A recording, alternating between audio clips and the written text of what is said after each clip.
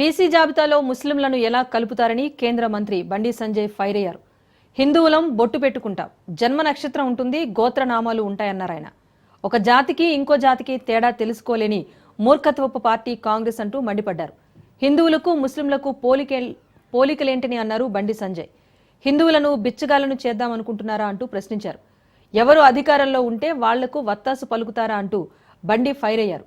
GHMC ఎన్నికల్లో BC స్థానాల్లో ముస్లింలు పోటీ చేసి హిందువులకు అన్యాయం చేసినప్పుడు హిందుత్వవాదులు బీసీ సంఘాలు స్పందించకపోవటం వల్లే ఈరోజు ఓవైసీ రేవంత్ గ్యాంగ్ కలిసి బీసీలను దెబ్బతీయాలని ముస్లింలను బీసీ జాబితాలో కలిపే కుట్రకు తెరతీశారన్నారు బండి సంజయ్.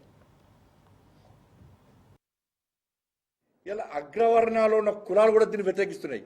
అరే గింత ఘోరమా, బీసీ ముస్లిం బీసీలో గుర్తిస్తారా, బీసీలో కలుపుతారా? వాళ్ళకి ఈడబ్ల్యూఎస్ ఉన్నది, ఇప్పటికే మైనార్టీకి సంబంధించి అనేక బెనిఫిట్స్ వస్తున్నాయి వాళ్ళకు. మళ్ళా ఇప్పుడు బీసీలో కలుపుతున్నారు. ఇవాళ ఇదెక్కడ చేస్తున్నా, ఇదెక్కడ రాచరికం నాకు అర్థం కాదు.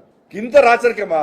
ఓవైసీ కుటుంబం, రేవంత్ రెడ్డి గ్యాంగ్, హిందూ వ్యతిరేక గ్యాంగ్, వీళ్ళిద్దరు కూర్చొని రాత్రిపూట ముచ్చట్లు పెట్టి ఇవాళ హిందువులను రాచి రంపాన పెట్టడమే లక్ష్యంగా చేసే కుట్రనే ఇది.